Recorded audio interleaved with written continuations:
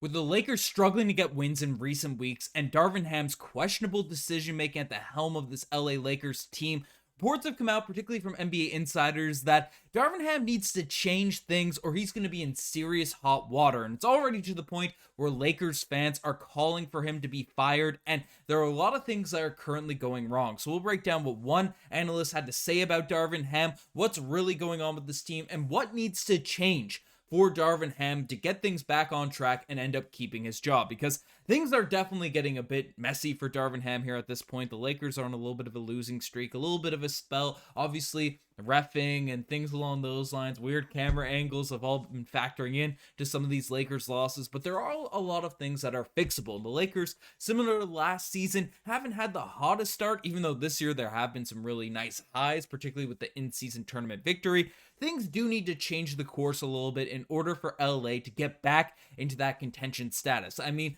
just 6 months ago or so, looking at this Lakers team in the Western Conference Finals, so shakeups need to happen in order for this Lakers team to get back rolling and potentially Darvin Ham getting fired. But let's dive into what's happened. Before we do, folks, again, over 90% of our viewers are not subscribed to the channel. If you guys want to stay up to date with all the latest Lakers news, definitely subscribe to Lakers Digest, delivering daily videos on the LA Lakers. But let's dive into what's going on, because basically, if you've been on Twitter, if you've been on Reddit, if you watched games, you probably heard the people you're watching would say, Darvin Ham needs to make some changes. Something needs to be fixed in terms of what's going on, not just with lineups, but with just overall sort of structure out there on the basketball court, not utilizing this deep Lakers roster that they currently have. But basically, it all culminated yesterday when there was a little tirade gone on air by Kendrick Perkins, who came out, basically said, with his rotations, with his set calling, and with everything across the board, the way he staggers LeBron James and Anthony Davis's minutes,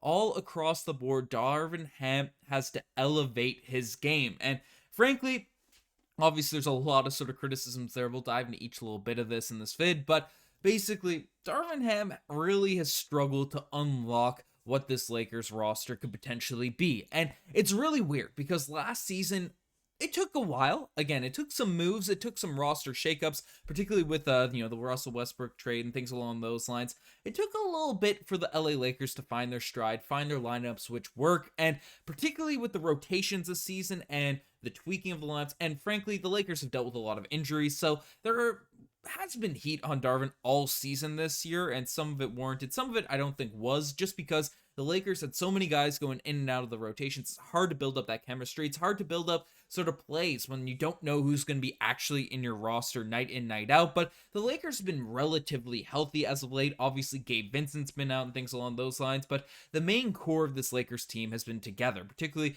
with the role players, all the multitude of threes, fours, twos that we have on this team. So, everyone's kind of been in that lineup. And the rotations that Darvin Ham has really been putting together have me confused. I've been making videos about how they're kind of holding back guys like Reaves. D'Angelo Russell's now been moved to the bench, and lately this new starting lineup, the new look starting lineup for the LA Lakers has been LeBron at the PG, Cam Reddish at the 2, then Taurean Prince at the 3, and then AD and the Vandalorian out there in your front court. So again, lots of defense in that lineup, lots of stuff happening. But what's really the problem with this LA Lakers team this season? I mean, you can kind of look at it right now. In terms of offensive rating, the Lakers are 23rd in the NBA this year. Their defense is top 10 right now, and frankly, I don't think the Cam Reddish sort of lineup, I know there's lots of criticism getting thrown the way of Austin Reaves, particularly when, we call for him to be in the starting lineup and stuff and say, oh, he's not the defender of Cam Reddish, we got points and stuff. Frankly, I look at it the other way around. I think a team with a healthy Anthony Davis, back in that sort of paint, being able to make up for LeBron not closing out every possession or getting blown by occasionally, these types of things. AD out there in the paint keeps the Lakers in a top 10 defense, regardless of who else is out there on the court. Maybe that's a bit of an exaggeration, but, Taurean Prince, Cam Reddish, those guys will still play if they're in the starting lineup, but I digress.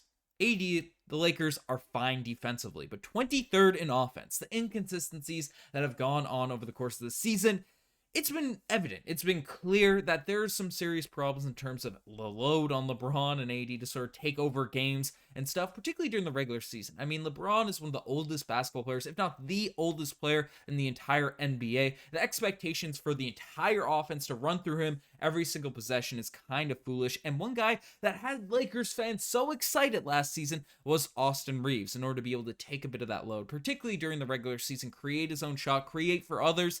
That was something people were looking at. Now, Reaves has been moved to the bench.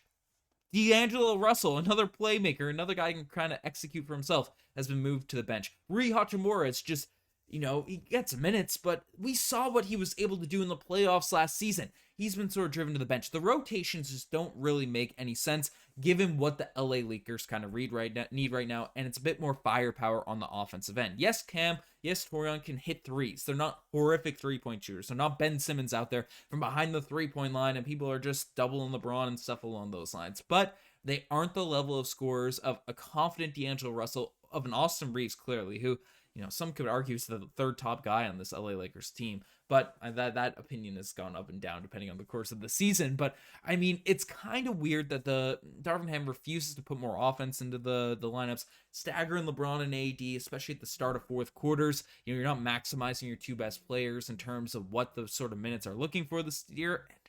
I don't know. It just doesn't really make sense in terms of those rotations. Not to mention, Jackson Hayes was brought in to have an impact, and he's been pretty good at diving to the rim. The advanced metrics end up liking Jackson Hayes and what he's able to do. He's in the Ham doghouse here now at this point. Max Christie being used sort of weird ways. The Lakers guys that fans were hoping, right? The only way to get good in the NBA, but given the contract situations, given how much money you pay top guys in order to keep them, is to develop sort of your underutilized talent. And Ham really hasn't been able to unlock Christie or Jackson Hayes at all.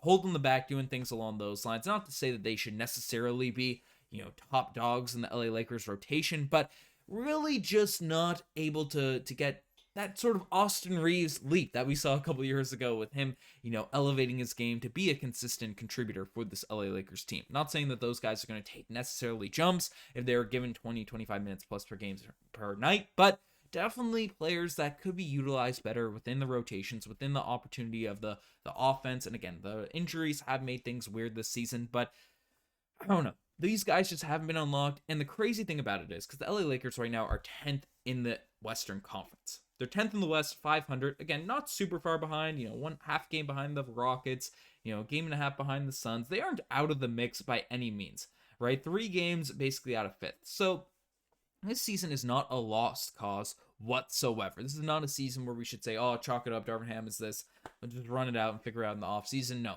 The Lakers were in a worse spot this time last year. They're able to make a push back. They just tweak a few things around. And the crazy thing to me, the most insane thing, particularly now that everyone is back healthy, relatively, pretty well everyone's back healthy, why aren't we reverting back to similar rotations to what we had last year?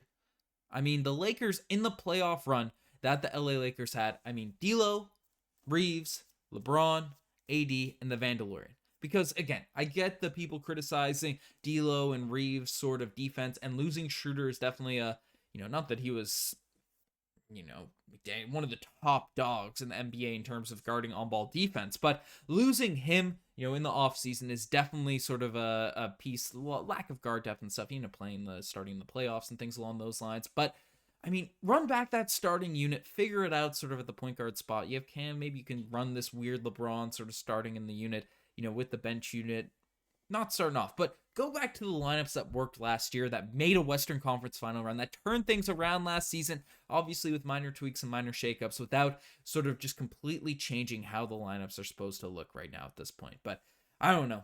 It's going to be interesting to see what ends up happening. People have been calling for Darvin Ham to get fired. If he doesn't make some changes, again, with the Lakers sort of 10th in the Western Conference, if they fall down in the standings, especially the Warriors on their tail, we'll see what ends up going on, but I wouldn't be shocked if Darvin Ham ends up getting fired. Frank Vogel, who won a championship for LA with the Russell Westbrook situation going on, he got canned. So, and he's obviously a widely, highly regarded coach.